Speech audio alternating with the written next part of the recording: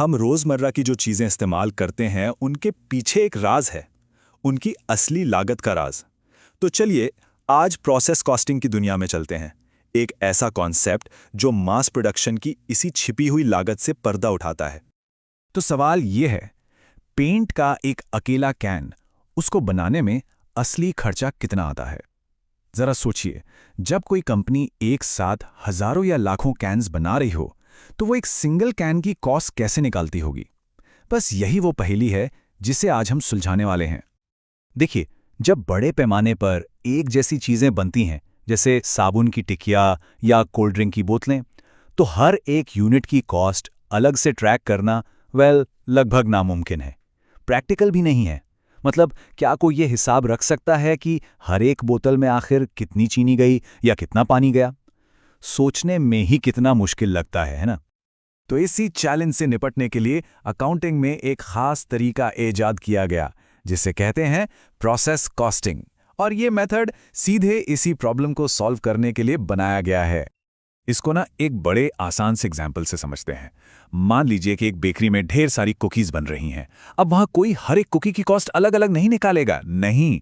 इसके बजाय वो क्या करते हैं, जितना भी आटा, चीनी, चॉकलेट, सारे इंग्रेडिएंट्स लगे, उनकी टोटल कॉस्ट को जितनी भी कुकीज बनी हैं उनके टोटल नंबर से डिवाइड कर देते हैं। और बस यही है प्रोसेस कॉस्टिंग का बिल्कुल बेसिक प्रिंसिपल। और हाँ, ये तरीका सिर्फ किताबों में नहीं है। असली दुनिया में oil refining, food and beverage manufacturing, paint industry, साबुन बनाने वाली कंपनियां, ये सब अपनी कॉस्ट निकालने के लिए इसी मेथड पर डिपेंड करती हैं। ये हमारी इकोनॉमी का एक बहुत बहुत जरूरी हिस्सा है, इस बात में कोई शक नहीं। प्रोसेस कॉस्टिंग की खासियत को और बेहतर समझने का एक सबसे अच्छा तरीका पता है क्या है? ये देखना कि ये क्या नहीं है।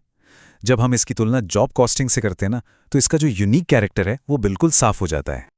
और इन दोनों के बीच का जो बेसिक फर्क है ना, वही सबसे इंटरेस्टिंग है। देखिए, जॉब कॉस्टिंग होती है खास यूनिक प्रोजेक्ट्स के लिए, जैसे कि किसी के लिए कस्टम मेड घर बनाना। वहीं दूसरी तरफ है प्रोसेस कॉस्टिंग। ये उन चीजों के लिए है जो लगातार एक जैसी बनती चली जाती हैं, जैसे हजारों ईंटें। तो साफ है, एक में हर काम अनोखा है और दूसरे में हर यूनिट एक समान। अच्छा, तो अब एक प्रोडक्ट की जर्नी को समझते हैं, वो सफर जो वो फैक्ट्री के अंदर तय करता है। एक प्रोडक्ट एक डिपार्टमेंट से दूसरी डिपार्टमेंट में जाता है और हर स्टेप पर उसमें कुछ ना कुछ कॉस्ट जुड़ती चली जाती है। पेंट के कैन का एग्जाम्पल इसको बिल्कुल परफेक्ट तरीके से समझाता है। सबसे पहले स्टेज 1 मिक्सिंग। यहां रॉ मटेरियल्स, लेबर, सबकी कॉस्ट जोड़ दी जाती है। फिर इस स्टेज का जो आउटपुट है और उसकी जो टोटल कॉस्ट है, वो अगले स्टेज यानी कैनिंग के लिए इनपुट बन जाती है। कैनिंग में कैन की कॉस्ट और पेंट भरने की कॉस्ट जुड़ जाती है। और आखिर में आता है लेबलिंग स्टेज। यहां पिछली सारी कॉस्ट के साथ लेबल और फाइनल पैकेजिंग की कॉस्ट भी जुड़ जाती है। तो cost layer by layer add होती है। लेकिन प्रोडक्शन की दुनिया हमेशा इतनी परफेक्ट नहीं होती, है ना? प्रोसेस में डाली गई हर चीज एक आखिरी फिनिश प्रोडक्ट बनकर बाहर निकले, ये जरूरी नहीं। तो फिर उस नुकसान का क्या होता है जो रास्ते में हो जाता है? ये एक बहुत बहुत जरूरी सवाल है। जब फैक्ट्री फ्लोर पर चीजें प्लान के मुताबिक नहीं चलती, तो कंपनियां उसका हिसाब कैसे रखती हैं? बस यहीं पर कॉन्सेप्ट आता है दो तरह के लॉस का। पहला है नॉर्मल लॉस, यानी सामान्य हानि। ये वो लॉस है जिसकी उम्मीद पहले से ही होती है। ये प्रोसेस का एक नेचुरल हिस्सा है जिसे रोकना मुमकिन नहीं, जैसे लिक्विड इवेपोरेट हो जाता है या थोड़ा बहुत स्पिलेज हो जाता है। इसकी कॉस्ट को बाकी जो अच्छे यूनिट्स बने हैं उनकी कॉस्ट में ही एब्जॉर्ब कर लिया जाता है। मतलब हर अच्छे यूनिट की कॉस्ट थोड़ी सी बढ़ जाती है। और फिर आता है एबनॉर्मल लॉस, यानी असामान्य हानि। ये तब होती है जब नुकसान उम्मीद से कहीं ज्यादा हो।